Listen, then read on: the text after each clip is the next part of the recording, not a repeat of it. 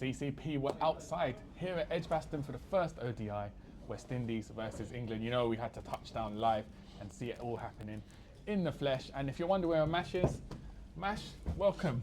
I'm here. It's been an eventful first 10 overs. We're just here to do a quick recap with the first 10 overs. There'll be a lot of content coming throughout the day. But Mash, first talking point, Evan Lewis out, Jules Andrew in.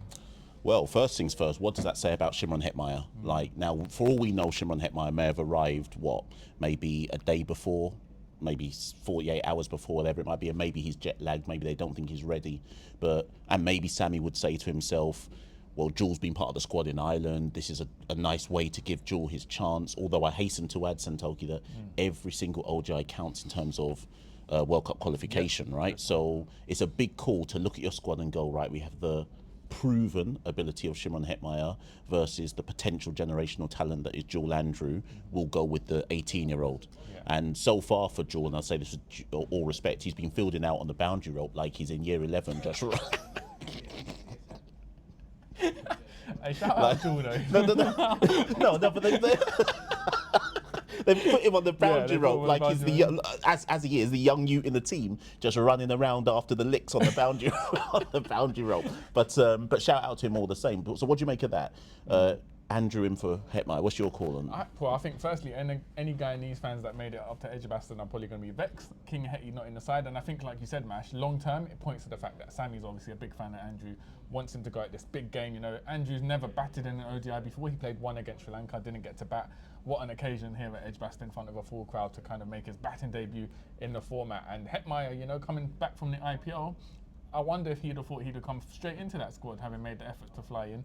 Obviously, big questions to be asked ahead of the second and third ODI if he does feature in that. But Mash, Evan Lewis out, he took a knock in training of what we've been told.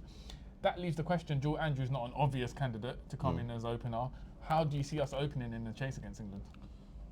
I mean, you've said to me that you think it has to be Justin Graves because Graves opens in domestic cricket for the Leeward Islands. The only question mark I've got around it is then you go with two right-handers. Now, it depends. In cricket, we become so wedded to this idea of matchups and right-handers batting with left-handers. If they are wedded to that, then that means if they have to go with the left-hander to open, it can only be Django or Jules Andrew. But that seems unlikely. Surely you wouldn't debut, and not debut, it's his second international, but surely you wouldn't put an 18-year-old playing their first ever game in England to pinch hit at the top of an over.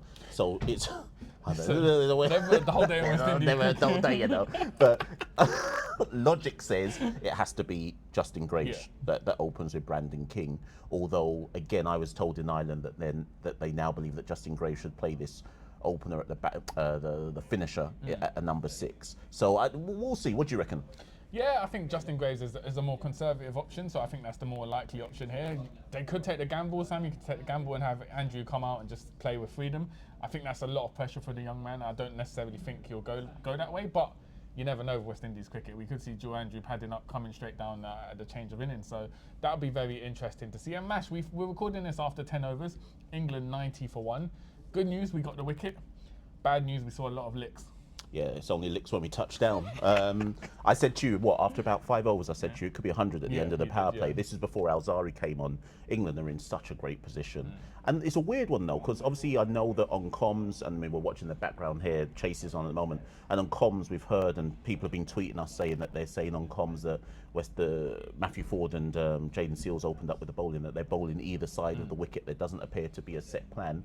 I just think it's one of those situations. I don't want to rush into this, they're no good and they did this and they did that. I just think we know how England play, we know what England's philosophy is. They got put under the pump, and to be fair, I just think it's no more complex than the pressure got to them.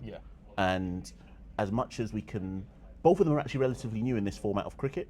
Neither one is like, Matthew Ford isn't super experienced, Jaden Seals isn't super experienced, neither one of them has played an ODI in England before. Yes, I know Jaden's played Test, but that's different. It's not the same format of cricket. And it's interesting that it was only when Alzari came back on, who is experienced, who is our best bowler in this format of cricket, that suddenly a bit of control came into the game. And of course, he worked a chance, Jaden Seals, I think, slipped in chasing the ball, and then the next ball, James Smith smacks one to Brandon King at mid-wicket and takes the catch. But Roots come in now, and I mean, they're going at 8.5 and over. It's a long way back for West Indies from here. It's a long way back. And you called it in the press box, Mash. You said they need to bring on Alzari Joseph just to have some control. And like you said, he delivered with the wicket. Brilliant catch on the leg side by Brandon King as well. So well worked wicket for West Indies. But it's a long way to go. As you said, they're going 8 and over at this early stage. England being eyeing up a 350 plus total here. And we did say before the match started, the worry is, this is the England white ball reset, so they want to lay a marker down. They want to say, look, this is us, we're back. England are back. So they're going to do that. Jamie Smith opening for the first time, 37 of 24. Ben Duckett looked in good form, and when you've got Harry Brook, Josh Butler, Jacob Bethel, the West Indian Jacob Bethel, a real ops. So he's out on the op block. It's looking ominous, you know. But like we said, you know, forward Seals inexperienced in English conditions, at least in 50 over cricket. Hopefully they can get into a groove and we can pick up a cluster of wickets and make it competitive. So a long way to go. Still 40 overs to go in the match. We'll be dropping content throughout the day. We might go out to the ground, catch up with the 7 other West Indian fans here in attendance. So that's just a quick one. The CCP, you know, the content never stops. Hold on. People think this is professional. Yeah. I now have to duck out people. Yeah. Mash is going to run round and press stop while I just waffle away to carry on. But yeah, that's CCP. You know, comment below. How do you think this match is going so far? And we'll see you very soon with some more content.